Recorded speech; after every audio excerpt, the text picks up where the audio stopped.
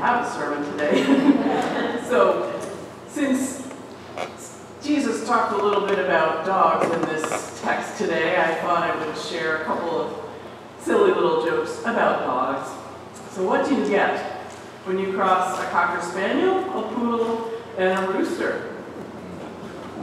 Somebody's got to be able to get this one. Cocker Poodle Doo. And then why did the snowman name his dog Frost? Because frost bites.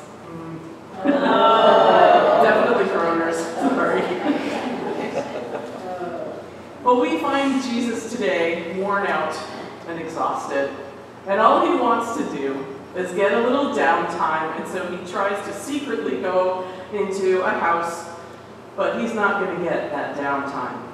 A woman had heard about his reputation, and she approached him, basically saying, "Will you cast a demon out of my daughter?"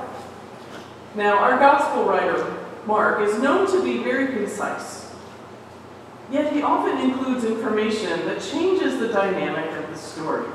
And this is true, as we are told that the woman was a Greek, a Syrophoenician by descent, and it adds a little tension to the situation. Because the tension is that Jesus believes that he is there to bring the kingdom of God to the people of God, Israel. And so we find him reluctant to offer the same gifts to this woman. And that's what we learn when we hear him, he says, the dogs shouldn't take the food from the children, meaning the children of God. But she turns that whole thing on its head. And she says, but even the dogs eat the crumbs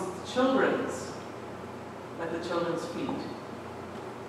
So Jesus, even though his response had been less than charitable, he really offers an insult, calling her a name, because in the colloquial Greek, what we would have heard was not maybe a puppy, but a little bitch. And the remarkable thing in the story is how she corrects Jesus, turns his word around, and uses the dog metaphor to her advantage.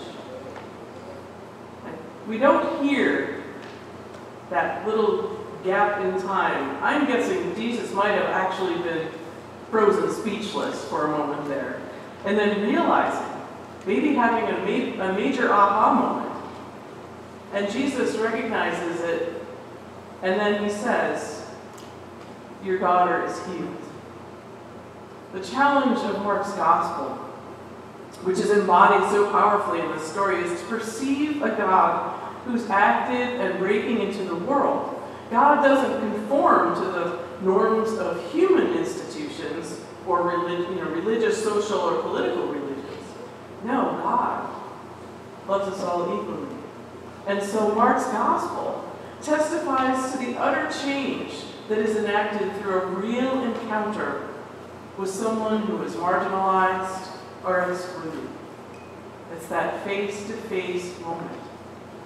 And there's a real knowing. There was a book written by a man named Joseph Brzezinski. He was a priest. He grew up in abject poverty in France. And he founded the Fourth World Movement. This movement seeks to eradicate poverty by bringing together people of all walks of life. And he wrote this book called Blessed Are You Poor. And it tries to seek out the radical nature of the gospel encounter like Jesus had with this woman. For Father Joseph, the gospel is so much more than a text to be used. It's a place to experience those who have been, as he said, mutilated by extreme poverty. It means that we can only get access to what he calls immeasurable grace through the poor. He's not the first to think of this. Justo Gonzalez and Gustavo Gutierrez, they were Latin American theologians, and they also believed in what they called the privilege of the poor. Brzezinski's ideas cut to the heart of Mark's observation about God's activity and the encounter of Jesus with this woman. So the Gospel of Mark is telling us advocacy and social action, protests, they aren't enough. Instead, it's about being willing to go to places where we encounter others, and in that interaction, we find a message of hope and maybe a change in our own lives and a change in the world. Back in 2004, Barack Obama was talking to the Democratic National Convention, and he said, "Hope in the face of difficulty, hope in the face of uncertainty, the audacity of hope, in the end, it is God's greatest gift to us."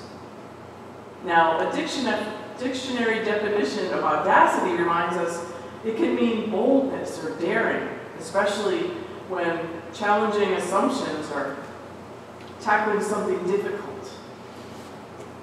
But audacity can also mean impudence, a lack of respect in someone's behavior toward another person.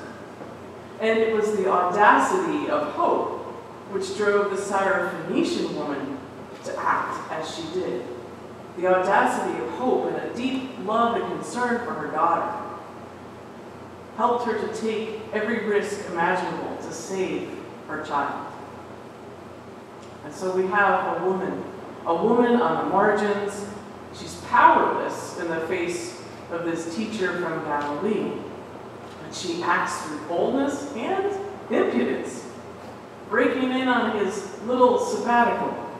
She challenged Jesus on his own understanding and brought about a change which not only healed her daughter, that was the immediate change, but maybe this woman's audacity paved the way for Gentiles for being brought into the family of God.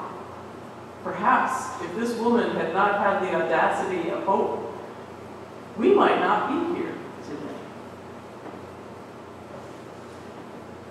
So thinking about this situation, what opportunities do you and I take to encounter those that are different from us? Maybe we might be transformed when we do such things.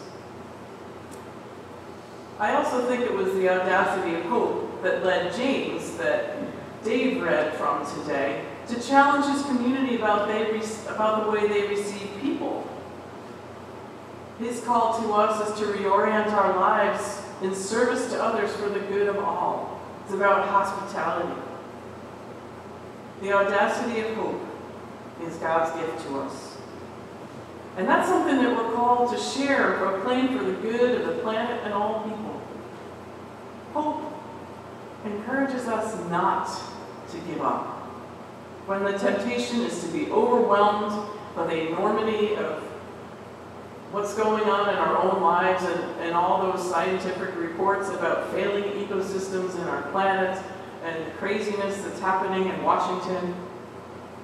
Hope is an agent of transformation, and it calls us to be daring and bold and even impudent at times. Passing on the gift of hope happens between people of every generation. When we bring our hopes together with that of younger generations, maybe it'll incite creativity and inspiration in all of us if we take time to listen to one another. Jesus was able to learn a lesson that day. How about us?